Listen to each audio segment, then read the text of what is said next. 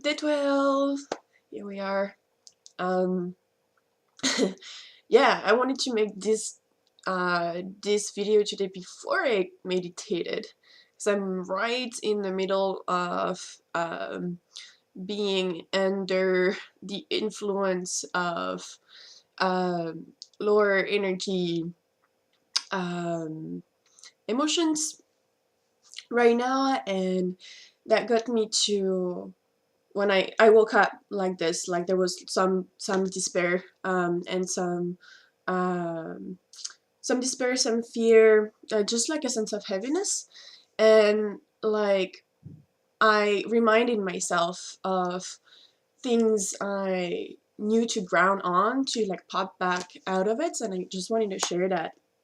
Um, and it's kind of like related to procrastination and mind chatter and feeling completely restless or distracting ourselves, which is something that I've been experiencing very strongly yesterday and this morning again. I just like was finding myself like going on my phone compulsively, or like going up and then like starting to make some food, or starting to read something, and then I stopped and then I was like thinking about stuff, and it was just very scattered, and it just clicked at some point of like, wow, I'm running away from something. So just like coming back to this sense of awareness, of mindfulness, I'm running away from something. I am distracting myself. There is something that is going on currently in this moment that is uncomfortable, and I'm running away from it. And there is a tendency to believe that what we are experiencing is actually coming from external circumstances. And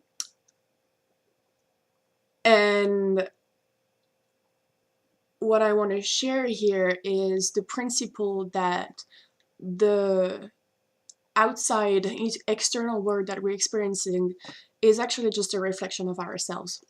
I was talking about that with one of my clients yesterday, which was, she was mentioning that like she kept being very, very frustrated to go to stores, um, and there is something about like the interactions that are possible. The story was that the interactions that are possible with like automated system, or uh,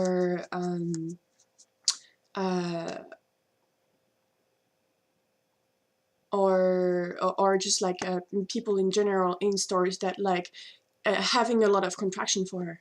And I pointed out that this energy of impatience or frustration is something that is coming back again and again and again and again and again and again for her. And that someone else is going into a store and just never has this experience. So this is a way to point at that the way she's experiencing the outside world is actually coming from a feeling that she's holding inside, that hasn't been processed, which is like the suppressed emotion that I was talking about in the second video I did, I think, like the letting go one. And so someone that is actually holding a lot of fear inside of themselves, everywhere they're going, they will have this background sense of fear, the sense of like danger, of feeling unsafe. Someone that is feeling angry will feel like really impatient with many, many things. It's again, it's a projection. The way we're experiencing the world is a projection of what we're holding inside. And I'm usually... Whoop, my chair just like tilted a little bit. I'm usually thinking of the moment where we start distracting ourselves, when we feel really restless, when we're wanting to do something different, not being in this moment. The moment where we're resisting being in this moment, in the now, is because usually there is one of these suppressed emotion that is activated. And how I'm seeing suppressed emotion is that it's kind of like a balloon with full of water, and then there is some moments, sometimes it's thoughts, sometimes it's like something we see in the external world that is like triggering the the balloon that was like pushed down to come up, and then it's kind of feel like there is like a needle, like the external circumstance being like a needle that just like uh, pierced through the balloon, and then there's like water that starts coming out of it, which is like the emotion, the strong emotion starts just like coming out of the balloon that was actually just suppressed and like contained into. And most of the time when we are procrastinating, or when we are distracting ourselves, when there's a sense of restlessness, what we're doing is that we're putting a patch onto the little hole that just has been has been uh, pierced. Pierced, is that an English word, pierced, or like open, basically?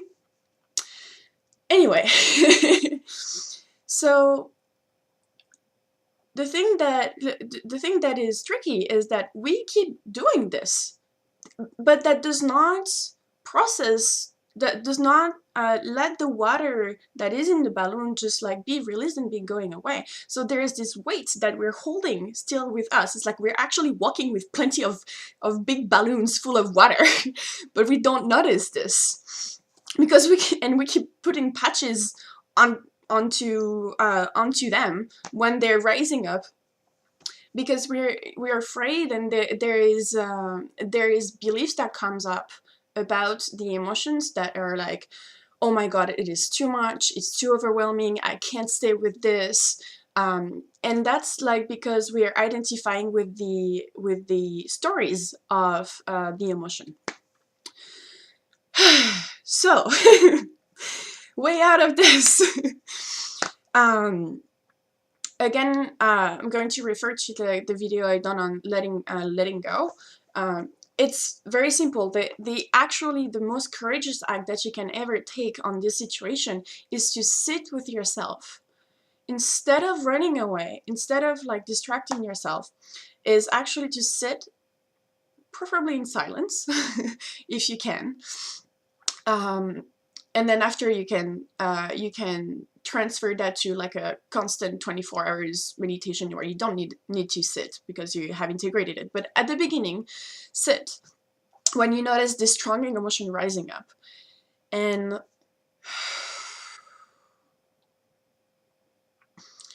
notice the resistance that you have about feeling the feeling.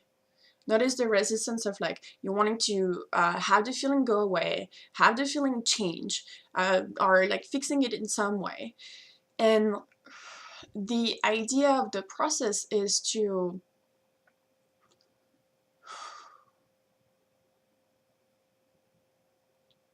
let it be here.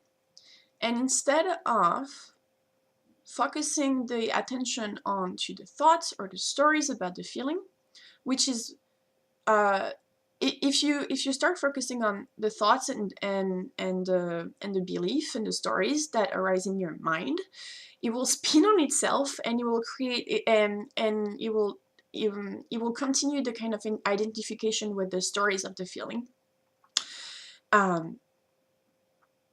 What you can do instead that is actually processing is to focus on the energy of the feeling, the quality of the feeling, and the body sensations. When you do that, you do not have to process the suppressed emotion that usually comes from some kind of trauma in your life. But thinking about it as trauma and the fear of reliving the trauma it can actually be bypassed in not engaging with the story about the feeling, or the thoughts about the feeling, or the belief about the feeling, but bringing the attention to only the body sensations. And when that is done, you can actually feel like waves. It's like you have the balloon, and like with your awareness, you're just like pushing lightly on the balloon, so like the water just spits out, like goes away little by little, and each feeling actually has an end. So sometimes it takes quite a while. Sometimes it takes day. It might take like months sometimes, but like you will see that when you're dropping any resistance towards not feeling the feeling, you can actually just feel the energy of the feeling being like rising up and being released. And if you're really letting go of or allowing whatever needs to happen, you'll notice that you feel lighter and lighter and lighter. So the space that was actually taken by this big balloon of suppressed emotion is then like lifted, and what is instead is just like a background sense of peace, a background sense of joy, of love, that is automatically replacing that space that was taken by like the heaviness, because she's just actually really lifted a weight. um so yeah, when you're confronted with the difficult emotions that are rising up, it's a beautiful opportunity. It's such a beautiful opportunity, because you have the possibility to actually process that feeling that is following you wherever you go, is the background tone of your whole life is contained in those suppressed emotions. And if you can let go of them, if you actually start practicing not resisting them and letting them be there and letting them be processed and calm and be felt, like your life will just completely shift. Your experience of your life is going to shift. So that is my invitation today. I hope this is clear enough. Yeah, I'm like refining day by day how I'm speaking about things, and like basically trying to get some feedback about uh, on my own videos and stuff. So it should be better and better. And I don't think I have anything else to add for today. So I guess I'll just talk to you tomorrow on day 13. Bye bye.